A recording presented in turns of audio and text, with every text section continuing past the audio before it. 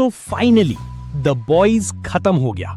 इतने साल का केओस, ब्लडशेड, बिट्रेयल्स और मैडनेस के बाद अब हमारे मेन कैरेक्टर्स का फाइनल रिजल्ट सामने आ गया है। और ऑनेस्टली कुछ एंडिंग्स परफेक्ट लगी और कुछ डायरेक्टली फ्यूचर सेटअप जैसी फील हुई।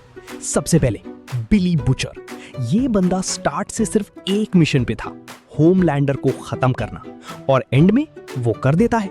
लेकिन उसकी विक्ट्री फ्री नहीं थी, प्राइस उसकी खुद की लाइफ। बुचर मर जाता है, कोई फेक कमबैक नहीं, कोई सीक्रेट सर्वाइवल नहीं, गेम ओवर। और अगर तुम कॉमिक्स जानते हो तो वहां इसका फेट और भी डार्क था। शो ने थोड़ा चेंज किया लेकिन एंडिंग सेम रही। बुचर जीत गया पर उस दुनिया को देखने के लिए जिंदा नहीं बचा। अब आते हैं सबसे अनएक्सपेक्टेड कैरेक्टर पे, मदर्स मिल्क। सीरियसली इतने सब के बीच एमएम सरवाइव कर गया, और सिर्फ सरवाइव नहीं, अपनी एक्स वाइफ के साथ दोबारा सेटल भी हो गया। पूरे शो की सबसे रेयर चीज, हैप्पी एंडिंग। लेकिन यहाँ एक फ्यूचर टीज भी है। सोल्जर बॉय के साथ उसका हिस्ट्री ऑलरेडी एग्जिस्ट करता है, तो चांस है कि वॉट राइजिंग में उसका कैमियो देखने को मिल जाए। अब किमिको, इसका एंडिंग बड़ा साइलेंट था, ना कोई बड़ा सैक्रिफाइस, ना फाइनल हीरोइक मोमेंट, बस धीरे धीरे लाइफ मूव ऑन करना, फ्रेंची को याद रखते हुए खुद को दोबारा फाइंड करना। लेकिन एक चीज इग्नोर मत करो, किमिको अभी भी यूनिवर्स की सबसे वैल्यूएबल एसेट्स में से एक है। क्यों? क्योंकि वो प्रैक्टिकली एक एंटी सूप मशीन जैसी है। मतलब फ्यूचर प्रोजेक्ट्स में उसका रोल फिर से ह्यूज हो सकता है। अब ह्यूई और स्टारलाइट, और ऑनेस्टली इनका एंडिंग देख के लगा किसी और शो में आ गए। ना मिशन, ना सेविंग द वर्ल्ड, ना गवर्नमेंट का प्रेशर, दोनों पीसफुली एक इलेक्ट्रॉनिक स्टोर चला रहे हैं। और सबसे शॉकिंग, ह्यूई को बॉब सिंगर एक बड़ा ऑफर देता है एंटी सूप स्क्वाड लीड करने का। लेकिन ह्यूई सीधा मना कर देता है, क्योंकि फाइनली उसने फाइट नहीं, लाइफ चूज की। लेकिन एक थ्योरी सुनो, अगर फ्यूचर में इन दोनों का चाइल्ड हुआ तो वो पूरा यूनिवर्स का नेक्स्ट इंपॉर्टेंट कैरेक्टर बन सकता है।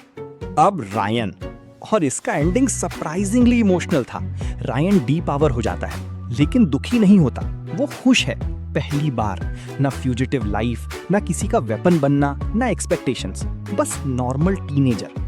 और ऑनेस्टली शायद वही उसकी रियल विक्ट्री थी। अब आता है बंदा जो क्वाइटली सब जीत गया, स्टैन एडगर। जब सब लोग एंडिंग सेलिब्रेट कर रहे थे, ये बंदा फ्यूचर बिल्ड कर रहा था। उसके पास अब सुपर किलिंग वायरस का एक्सेस है, और इसका मतलब वैक्सीन, न्यू सिस्टम, और शायद द 7 का रीबिल्ड। लेकिन इस बार एक डिफरेंस होगा, नो मोर होमलैंडर मिस्टेक। इस बार हर सूपे उसके कंट्रोल में होगा, और वो और भी डेंजरस लग रहा है। अब फ्यूचर की बात, क्योंकि यूनिवर्स अभी खत्म नहीं हुआ, 2 स्पिन ऑफ्स ऑलरेडी लाइन में है। पहला, द बॉयज मैक्सिको। ये शो मेन स्टोरी के बाद का आफ्टरनाथ एक्सप्लोर करेगा, वॉट का Mexican side, new location, same corruption, same chaos. और दूसरा, वॉट राइजिंग। ये ऑनेस्टली ज्यादा इंटरेस्टिंग लग रहा है। सोल्जर बॉय, स्टॉर्म फ्रंट जब लिबर्टी थी, और वॉट का ओरिजिन, और ऊपर से मर्डर मिस्ट्री एंगल।